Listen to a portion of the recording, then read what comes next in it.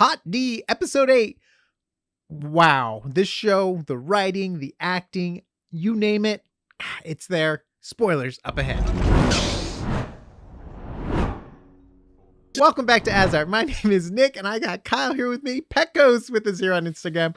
Go follow him on Instagram. He's a super talented artist. By the way, he draws cool stuff, and we put it on shirts. Go to asart.space for all the shirt links and audio video links. And we've been covering Hot D here since episode 1, and we're really enjoying it. And we're just here to talk about the most recent episode. Oh my gosh, talk about a dinner scene. Oh yeah. Well, Nick, we're jumping. Yes, I'm jumping just like the show. But let's jump back now to the beginning and let's talk about it. Go for it. Yeah, well, just like I kind of like that the opening scene is kind of also catching us up what's happened over the past 6 years, right? So, and of course, I'm talking about the opening scene between Rhaenys and Vaemond Valerian, right? So, so like it's just catching the audience up that like, okay, 6 years, Corlys right? is like apparently like wounded egregiously, not sure if he's going to make it back after his war, because apparently the triarchy is rising again, like it has been for the past 20 years in this world. It's been kind of an issue, it's kind of been on the to-do parchment. And then after that, then of course this raises questions for petitions, to be like, who's going to be named heir to the Driftwood throne, all that. And then we flash forward to Dragonstone, where 3 dragonades are plucked from the heart of the mountain. With Daemon. It's now, like they're getting prepped for a dragon battle. Oh, from Daenerys. Oh, I didn't even think about that. That would have been a good reference. Just other, dragons. Hey, that could be a really good reference, but we don't know. I don't remember what dragon those clutches of eggs came from, and I don't think they even know in the show, right? It's supposed to be like these old eggs that that were given to her as a wedding gift, right? So dang, I can't believe I even remembered that. It's been such a long time since I went back and watched that first episode. You unlocked that memory for me. That's great. Mission unlocked. Achievement unlocked. Sorry, mission unlocked.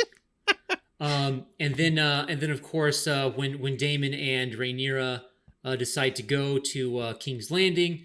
They get the best reception possible that the king can offer. Not really. That the hand can offer, which isn't that great. But really, they're showing their hand, like quite literally. Aegon. So then and then we get to see the queen talking to a servant girl who Aegon some stuff happened with and got the morning after pill, or their equivalent of that in the form of tea, right? Yep. And he's married at this point, right? Yes, he is. He has a wife. To his sister.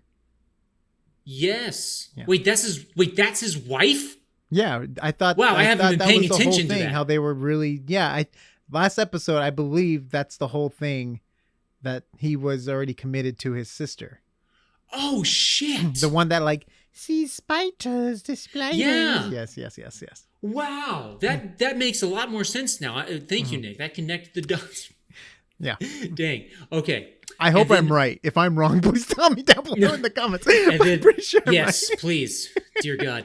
And then of course we get to see, Rhaenyra and Daemon get to see Viserys by his bedside. Gosh, dude, that guy's life.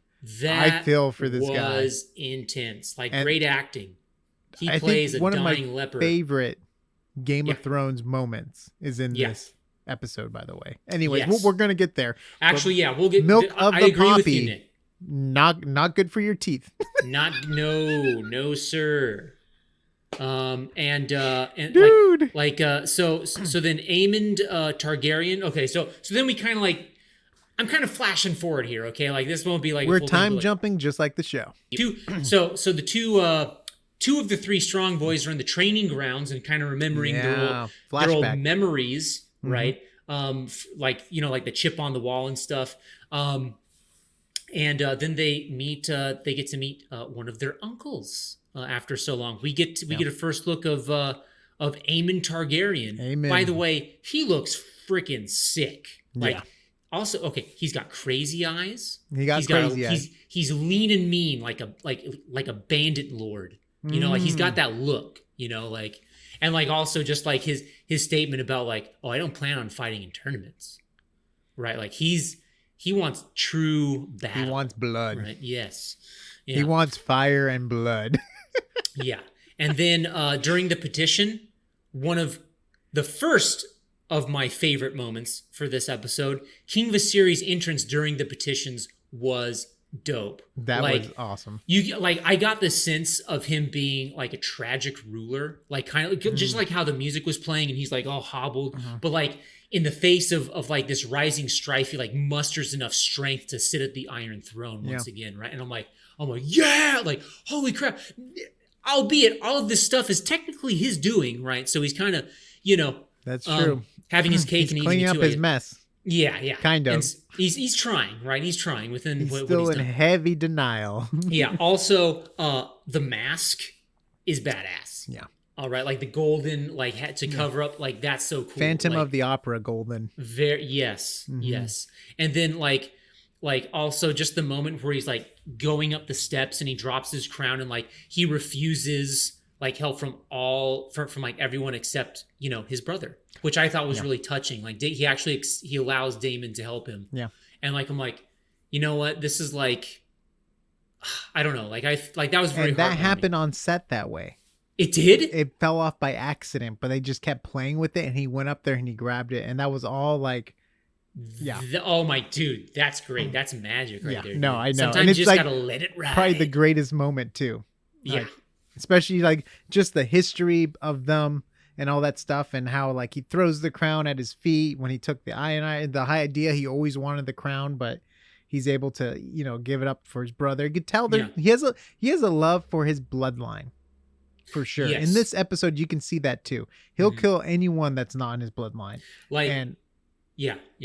Go ahead. But yeah, I was just going to say, really cool character. It's weird because like we see like also one of the reasons why like I think like the guy playing Viserys, Paddy Considine, like great acting because even though he's this really like enfeebled character now, you still see a slight hint of like who he used to be, right? Yeah. Like because like it's the line where he goes like, well, it seems this matter of succession is settled again, right? Like kind of just has like this like little edge, like little stank on that statement. He's like, I thought we already cleared this up, everyone. I have to come in here and like I'm like, that was cool, Yeah. No, that was great. It was great not seeing a tongue being removed, but a whole head. Because like we already saw a tongue being removed, so I was like, I thought if they're gonna remove his tongue, I don't know. And then it's like, whoa, Daemon is back. Yep, and wild card. Also, did you see how Aemond looked at Daemon after he did that? Yeah, he went like this, huh? He was like, yeah, power. Well, no, like also like right now I read it as because later on Aemond does something that Daemon goes like, all right, kid. They acknowledge each other like, almost as equals. Yeah, it's like game recognizes game, like that kind of thing. But that's also a lot of prediction for their story arcs coming up. That's true. I'm not gonna. That's all I'm gonna say. We're not gonna spoil anything like that. Like, but I'm just gonna say that's a great setup, and a lot of things happening with the kids. And certain kids talking and stuff like that is also set up for future stuff, which we might get one of those things by the season finale, but a lot of that stuff's going to continue on once the Civil War happens. Yes. That's all I'm going to say, right? That's enough, right? I don't want to say any more. Don't tempt me. No, I say no more. Because we've only got 2 more episodes left in this season, right? Yeah. Mm-hmm. Okay, 10. And then I know. Come on, Rings of Power. 8 episodes and your budget was giving more? A short shrift. Dang, come on now. Make that dollar work more, all right? Yeah, come on. So, and then the dinner scene. I know you mentioned it earlier. Gosh, it's so good. That scene, I actually teared up at a point in that. Because like especially when the violins start. Well, I'm getting ahead of myself. But like when the dancing started, you mean? Yes.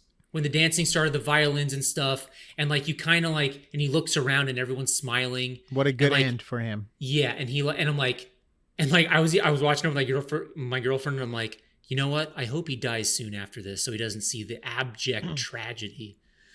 that's about to go down, right? Which happens, like, literally, we're getting a metaphor of once he leaves the room. That's true. Everything goes into disarray again.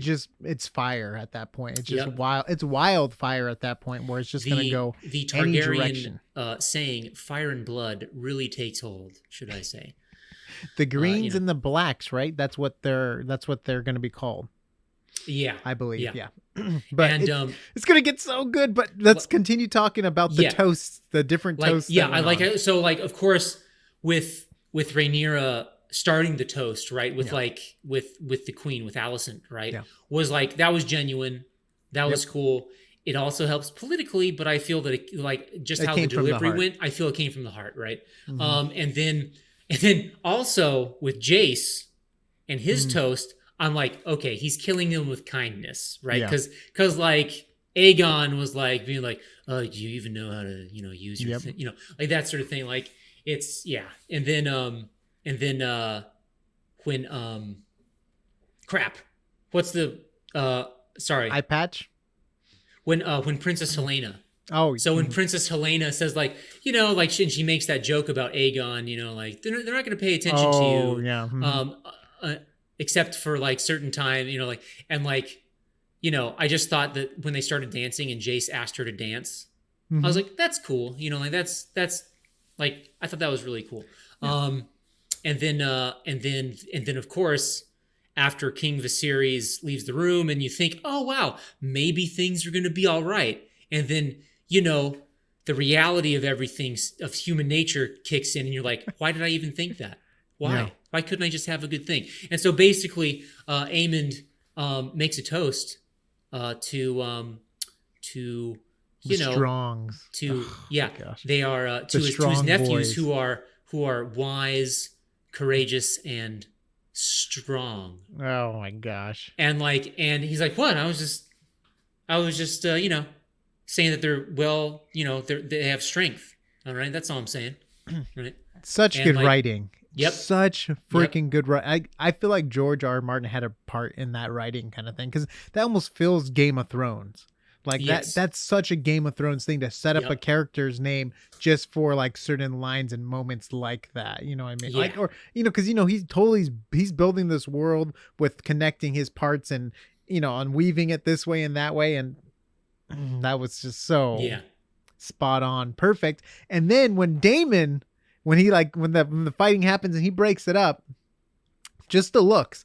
I don't even think Daemon says anything in this episode, really. And maybe he has like 3 lines, and his presence is so strong. His presence is so strong in the episode. Just by him being on screen, it's just like, dude, he's there without him even having to say anything. I'm like, dude, that's so sick. Actually, you're right. I hadn't thought of it, but you talking about, that's true. He has presence, right? He's just like, he's there, and he's like, oh shit, it's Daemon. He's like a wiser Daemon now. Like before, when he was younger, he's like, just as going to battle. Very brash. Let's kill the messenger. Like he had like his crazy moments, which he's kind of seeing in what's the guy's name with the eye patch again? That's Aegon? No, not Aegon. Aemond. Basically, Aemond is a younger version of Daemon. I mean, their names are almost the same, Aemond and Daemon. And it's such just like a pairing, and I think they see that in each other. And I think Aemond wants to be like Daemon. You can almost see like an admiration for him, kind of thing. So. Yeah, for sure. I mean, literally, their names are so similar. They just switched the D around. That's it, from the beginning to the end. So, foreshadowing. But anyway, on that note, I have nothing but good. Okay. So we're talking about King Viserys, right? So he finally gets this perfect moment. It looks like everything, like the houses will be okay. Like, the queens are getting along, right? Or the princess and the queen are getting along. And then he continues this conversation he was having with his daughter in his sleep. And that's also such Game of Thrones, right? Like the idea of a prophecy just being taken and twisted. Crazy, just because of his sleep talking and because Targaryens name everyone the same names over and over again. That is, but talk about a mistake that's going to start this whole war off now. Because in the original books, like you were saying, it's written by like a squire, not a squire, but like a jester and like a macer, right? Or no? Yeah. But I think Patchface and then some sort of renowned maester. Yeah. So nothing was like facts. And what's cool is this show, we're getting the facts now because we're getting it from the perspectives of the actual characters. So this is George R. R. Martin's like, this is what really happened kind of thing. Because he's writing the show and he's really showing us like, you know, it was assumed he was dead in the book. Yeah. So maybe her husband's still alive and in sea smoke or whatever. But like this whole thing now with like just a twisted idea of the prophecy, like, come on, that's too good. Yeah. It's too good where you're like, no. Yeah. Also, like, in that scene, a little detail I liked. So, and I could be mischaracterizing this, but so did you notice in that scene, his breathing was very labored? Mm-hmm. So, you know, you could hear him like breathing. Darth Vader. But as he goes down on the, like when he exhales, you hear a slight rattle. And that sounds to me like the beginnings of a death rattle. Which, for those of you who are not I do not know about the death rattle. What's up? I do not know about the death rattle. So the death rattle is it can happen pretty commonly. So especially of people who just die of old age and stuff. But a death rattle is where it's basically when death is imminent. Like like this is like you are dying right now. And it's where the lungs fill with fluid, and when you breathe, you hear a rattle to your breathing, and that's because of the fluid in your lungs. Oh, wow. It's like vibrations of the water or the fluid. Yeah, exactly. So like, and so that little wheeze, that little like rattling wheeze, I was like, that sounds like it's starting, like he's starting to die. Yeah. And I'm like, that was an amazing touch to that scene. Because I believe he's dead. He died. No, he died. Yeah. Yeah, he died. And I think even in the trailer, it's like he's dead. Yeah. What's kind of crazy too, which is a little different from the books, everyone's still there. I think when he dies, they're not there. His daughter and Daemon, I think they're somewhere else. So this is a little different from the books because they're actually going to be there. So they might be locked in their rooms before they like try to crown a king, or you know what I mean, or try to put Aegon on the throne or anything like that. So it's gonna be so freaking good. I can't wait. But so stupid because if they try to lock him in their room, you know who knows all the secret passageways? Daemon.